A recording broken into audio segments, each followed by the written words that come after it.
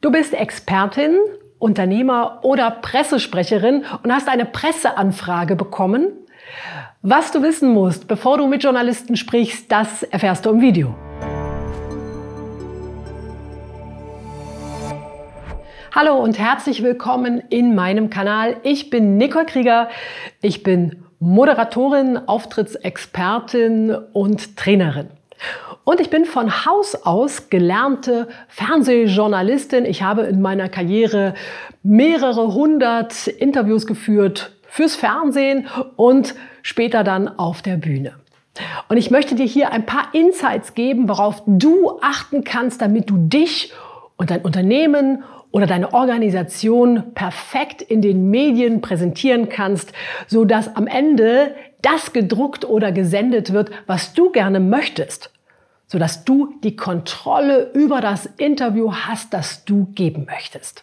Interviews sind ja eine große Chance, aber auch ein großes Risiko. Eine große Chance, weil es keine bessere Möglichkeit gibt, dich bekannt zu machen. Du kannst noch so viel Werbung schalten, es geht nichts über einen Medienbericht in einer renommierten Tageszeitung oder in einem renommierten Fernsehkanal. Du bekommst eine sehr große Reichweite, aber noch mehr, du bekommst eine sehr große Glaubwürdigkeit, weil was in den Medien vorkommt, das ist natürlich auch geprüft und das ist wichtig. Das ist ausgewählt. Das heißt, Medieninterviews sind immer eine große Chance, dich bekannt zu machen, deine Themen und deine Produkte oder dich selbst in der Öffentlichkeit zu platzieren und hervorragend zu präsentieren. Auf der anderen Seite sind Interviews natürlich auch immer ein Risiko.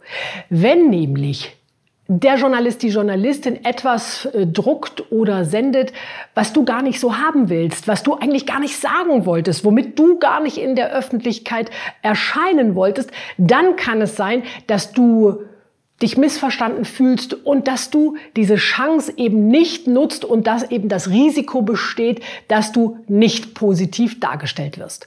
Und wir reden hier übrigens nicht über Interviews in Krisensituationen. Das ist nochmal was ganz anderes. Da gelten andere Gesetzmäßigkeiten.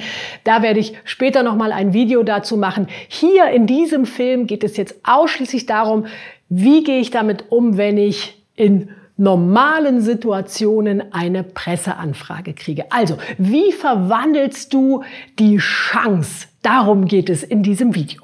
Und dafür möchte ich dir hier ein paar Tipps geben, Tipps aus unseren Medientrainings. Wir trainieren hier an der Moderatorenschule Baden-Württemberg mit Expertinnen, mit Managern, mit Wissenschaftlerinnen, das souveräne Auftreten bei Presseinterviews. Und wenn dich das interessiert, wir haben es da oben verlinkt, da kannst du einfach mal durchschauen. Vielleicht ist das ja auch etwas für dich. Den ersten Tipp, den ich dir hier mitgebracht habe, ist, checke, ob das Interview dir nutzt.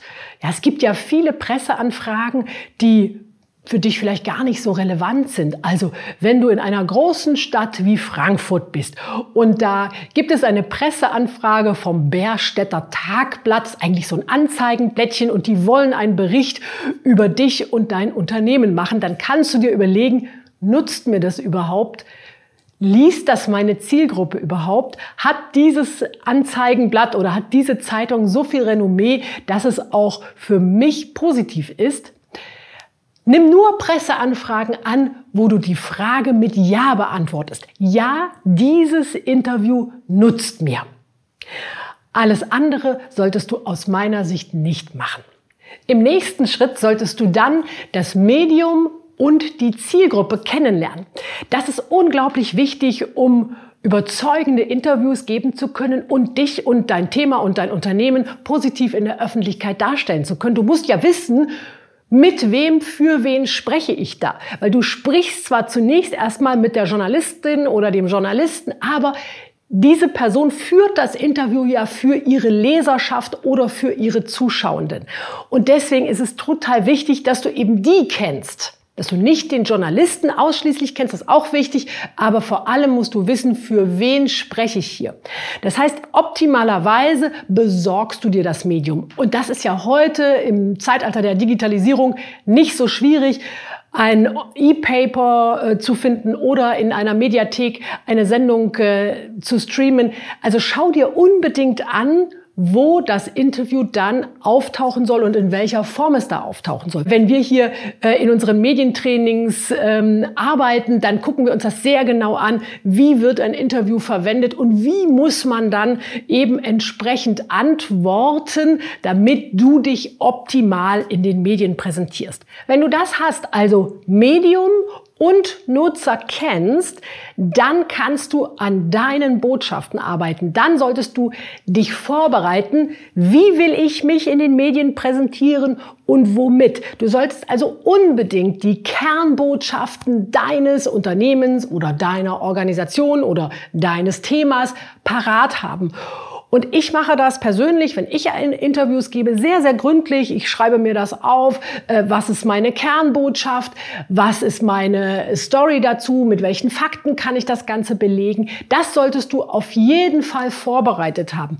Und hab eben auch nochmal auf dem Schirm, wenn du für ein großes Unternehmen sprichst, womit präsentiert sich denn mein Unternehmen? Was ist die Mission, was ist die Vision, was ist der Claim? Das ist also sehr, sehr wichtig. Große Unternehmen haben immer auch Kernbotschaften, Kataloge. Das nur so als Tipp, wenn du das noch nicht hast in deinem Unternehmen oder in deiner Organisation. Sowas sollte man immer im Schrank oder eben digital auf dem Rechner im Archiv haben, weil Presseanfragen kommen meistens unerwartet und dann muss es aber schnell gehen.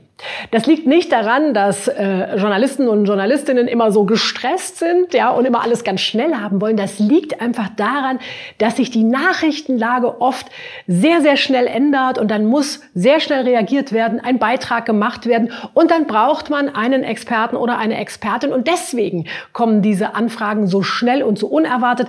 Sei vorbereitet. Mach ein Medientraining, dass du weißt, wie du wirkst im Interview.